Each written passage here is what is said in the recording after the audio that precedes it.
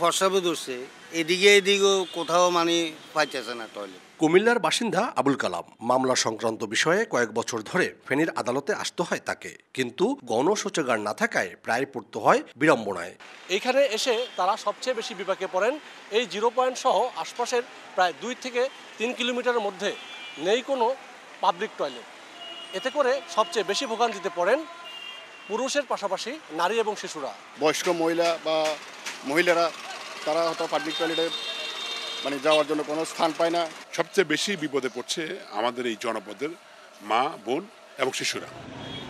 শুধু তিনিই নন, এমন অনেক মানুষ নানা প্রয়োজনে ফেনী শহরে গিয়ে শুধু গণশৌচাগার না থাকায় পড়তে হয় বিপাকে। নারীদের জন্য এটি হয়ে ওঠে আরও বিড়ম্বনার। গণশৌচাগার শুধু নাগরিক সুবিধা না, এটি স্বাস্থ্যসেবার গুরুত্বপূর্ণ অংশ।